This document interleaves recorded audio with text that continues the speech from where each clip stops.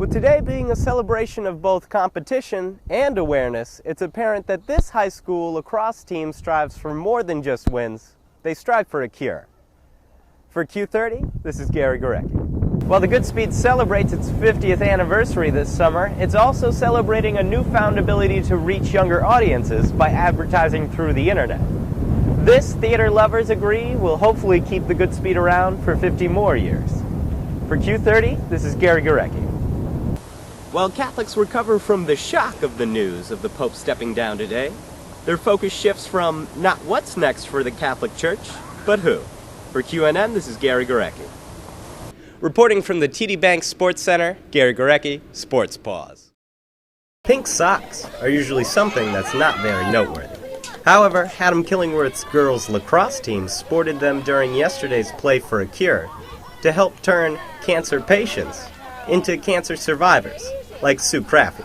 The girls all choose, we get socks, that's the one thing they get, or pink ribbons in their hair, and they pay for their socks, and they pay for the socks, and they put a donation on top of it. It's all going to the cancer center. Every girl this year, we started something different, has a sticker on that says, I'm playing for, and make it personal. I was trying to get them more involved. It's like, I'm playing for my grandmother, I'm playing for my aunt or a neighbor.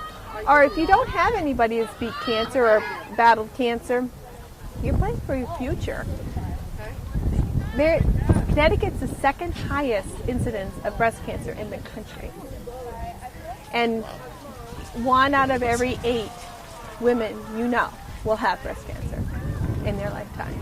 So we need to beat this, and that's why we do this. We're just trying to raise awareness, because I didn't have a family history of breast cancer. Here I have 4 girls. I don't want them to go through what I went through. Among Sue's daughters is senior lacrosse player Logan Craffey. In our town, we have a lot of cancer spreading around, and a lot of people are affected by what cancer does in their lives and relationships with people. So we put on Play for a Cure to try and raise money to help people with therapy, to get therapy like acupuncture and what else? Reflexology. So it kind of helps them get through the process easier and takes away the pain of chemo and radiation. With today being a celebration of both competition and awareness, it's apparent that this high school lacrosse team strives for more than just wins. They strive for a cure. For Q30, this is Gary Gurecki. While crossing the Connecticut River from Haddam to East Haddam, one encounters a national landmark, the Goodspeed Opera House. While the Opera House will be celebrating its 50th anniversary this summer, it's also always striving to reach younger audiences, whereas the average age for a theatrical audience member is around 54, according to studies from 2009 to 2010.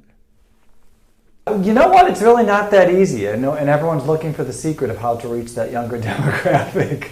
But what we do, when we buy media, when you buy television time or radio time, you buy based on demographics.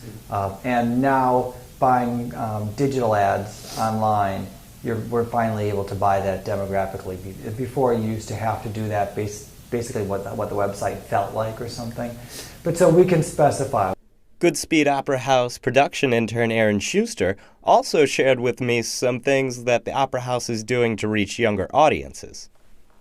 We started, there's an internship program and an apprenticeship program, and there's also programs throughout the year to kind of help interest children around the area. They do like a meet and greet with the cast, or there's certain programs that they'll run where it's aimed mostly at children to get them interested in the costumes aspect, the production aspect, or acting in general. We run a lot of camps per se for people around the ages of 18 to 21 who might be considering going into the dance field or the singing and acting field. We run an audition session for those people, kind of like a camp. So it's to generate an interest and kind of show what it's like to be a professional actor, just participate in that kind of field as well. The reason that we're reaching for or targeting younger demographics is just because, well, there's a couple of reasons, but mainly because, the older you get, the more propensity people are dying and dying faster. So we don't want our whole audience to die off on us. We don't have a problem right now, thank God. We're being proactive, trying to prepare ourselves. We see our audience, we know our demographics, we know that it's an older audience. So we need to replace them with a younger audience who will stay for a long time with us. And the benefits are great. While the Goodspeed celebrates its 50th anniversary this summer, it's also celebrating a newfound ability to reach younger audiences by advertising through the internet. This, theater lovers agree, will hopefully keep the Goodspeed around for 50 more years. For Q30, this is Gary Gurecki. The road to recovery can mean different things based on the injury. Just ask Matt Stefko. I've broken my hand. I have torn both my ACLs and meniscuses, and I've shattered my shoulder and torn my labrum. I've had 2 concussions before. I've had one very serious one where I was out for about a month, where I left school and I wasn't even allowed to do homework or anything, and I've had one where it just lasted about a week and it was quick and I was back in action. Going with the concussions, I haven't really felt anything with my head, obviously. I'm doing well in school and nothing has bothered me. With my knees, even my right knee, which was hurt about 3 years ago, there's still some days where I wake up and, it's a little sore, or if I work out too hard, I got to do a little more rehab on it. And my hand injuries, in the cold weather, my hands actually hurt. And so there's a lot more with, my muscles and bones than there is with my brain at this point. To get a second opinion, I talked to Liz Stella, who's a registered nurse at Middlesex Hospital and mother to a son who participates in youth football. Well, ACL tears, a broken bone, it can be observed. You can see the healing process. The ACL tear, on MRI, they can see how badly it's torn, and usually surgical intervention can heal those up. The problem with the brain injury is the level of injury to the brain, and it takes a long time for the tissue to heal. So it's kind of the multiple concussion on top of concussion adds a lot of loss of brain tissue and injury to the cells. I also asked Liz what it's like watching her son participate in youth football. My son is a small guy, and he loves to be out there tackling the biggest guys out there. He has had a bad concussion in the past, and so I always worry, he's going to get another concussion on top of another concussion, and where's he going to be in a few years when those brain cells are all damaged? You always worry about that. You can't say, you can't play because I'm afraid you're going to get hurt. So you hope for the best. But some days you watch them tackle and your kid is on the bottom of the pile and you're kind of hoping he stands up all right. While the concussion debate continues, it's apparent to players and parents alike that there's a trade-off between injuring the body and injuring the mind. However, the fact remains that the best injury is no injury at all. For Q30 Sports, this is Gary Gurecki. Let's go Bobcats! Let's go Bobcats! Let's go Bobcats! School spirit is something that's been on the rise recently at Quinnipiac University. We took to several sporting events to help explain this increased amount of enthusiasm. The atmosphere has kind of lacked a little bit in the past, but I think a lot of students here are starting to catch on a little bit more and starting to care a little bit more. You see, there's a lot of students here tonight, but there's not a lot of people cheering. And I think that comes with there not being a lot of tradition here at the university. And I think once students start coming more and start recognizing what's going on at the games, then maybe the tradition will start to come in a little bit and more of the students will be a little bit more vocal. But overall, I don't really have too many problems with it. Yeah, when I got here, there was a good, a good starting point. There's always a group of people that are at every game in the front couple rows of basketball and hockey and every other sport, and there's always going to be that at every school.